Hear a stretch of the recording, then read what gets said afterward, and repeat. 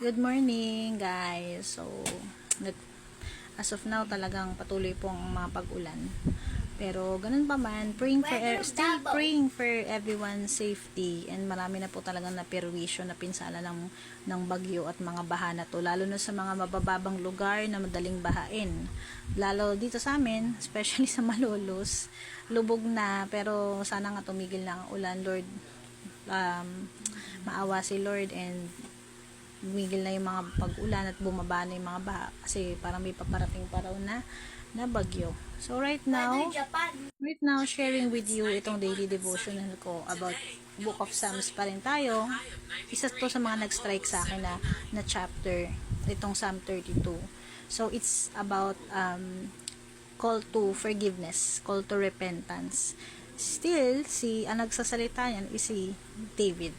So, yan, basahin ko. Verse 1, Blessed is he whose transgression is forgiven, whose sin is covered. Verse 2, Blessed is the man unto whom the Lord imputes not iniquity, and in whose spirit there is no guile. 3, When I kept silence, ibang version pala to. My bones waxed old through my roaring all day long. For day and night, thy hand was heavy upon me. My moisture is turned into the drought of summer. Medyo malalim lang, no? Pero iba-iba kasi ang mga versions ng Bible. So dito, sinasabi ni David that mapalad ng isang tao na yung lahat ng kasalanan niya ay totally napatawad ng Lord, na na-covered, 'di ba? Parang kinonceal, tinago, considered considered ng burado or forgiven na, wala na, clear na. Kasi di ba ang laki-laki ng nagawa niyang sin, adultery kay Bathsheba, murder kay Uriah, yung asawa ni Bathsheba, pinapatay niya yun dahil nga kinovet niya yung asawa si Bathsheba. Madami siyang nakomit na sin kay Lord, di ba? Naging prideful din siya, di ba? Parang nag-focus siya dun sa fame or dun sa power niya as king, di ba?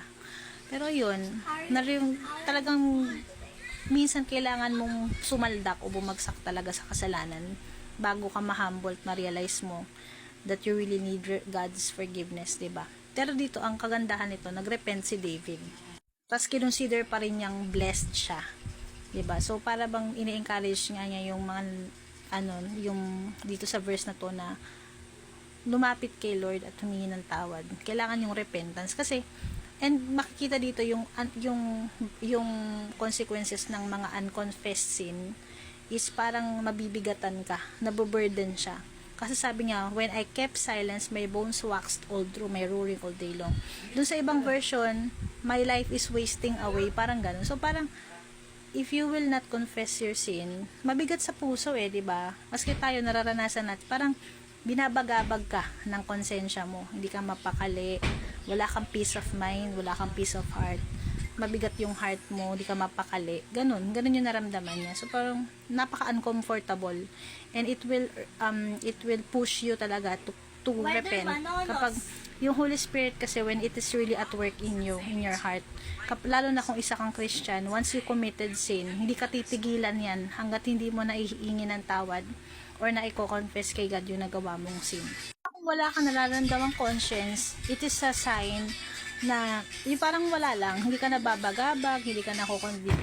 Maybe, the bad news is they are really not. The Holy Spirit is not in them, and it means that they are not a child of God.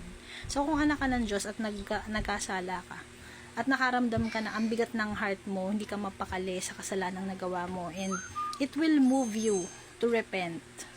Hindi pwedeng hindi ka mag-repent, hindi ka pwedeng hindi ma-convict. Pa nga dito, maghapon as in sa buong maghapon. Pag itinago mo, or sinarili mo kunyari, pag may ginagawa tayong himali, ang bigat sa pakiramdam, diba? Parang lagi ka nagtatago, wala kang kapayapaan sa puso mo. So, ganun yung sinasabi dito. Diba? So, when you confess it to the Lord, there will be peace, the burden will be lifted. Di ba parang yung heart mo is magiging magaan, di ba? So, yun lang. Dumating din ako sa ganyan. Ang hirap, magre-reflect din yun sa aura mo There's something wrong, kasi parang mabigat yung mukha mo, yung aura mo, may ginagawa kang di maganda, di ba? or may pinagdadaanan ka. Actually, hindi lang yan yung sa pag may ginawa kang kasalanan. In everything na kung may pinagdadaanan ka, you also have to confess. You have to acknowledge it to God or to bring it, surrender it to the Lord. Parang ganun. Kasi talagang yung heart magre-reflect sa ano mo eh. Diba? Kung yung heart mo is masaya, it will also reflect sa appearance mo. Diba? Hindi ka mukhang malungkot, yung mata mo, parang buhay yung mata mo, buhay yung mukha mo, maaliwalas ang aura mo. So, ganun. So, si David, nung kinonfess niya yon, parang nagkaroon din ng, siguro yung appearance niya dito, sobrang stress din ang itsura niya, haggard siya, diba? Parang yung pakiramdam mo na, para kang may sakit ng lalata, ganun. So, dito, yun, parang sinabi lang niya na, importante talaga yung repentance, diba? Kasi, and the Lord will never stop working in our hearts as, diba?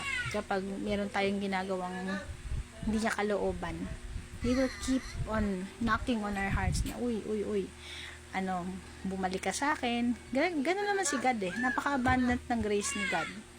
So, ayun, nakaka-encourage lang to, diba, na ang isang susi rin para sa isang maginhawang buhay or masayang buhay, a life that is full of purpose, full of hope, is to really be humble to God, na everyday we are sinners, we are weak, we need Him, diba? We will acknowledge, diba, our shortcomings to Him. We are not fit, diba? We are not unworthy, pero all by His grace, that's why we are continuing to fight or to magpapatuloy tayo sa journey na to because of Jesus, diba? Yun lang naman. So, yun lang.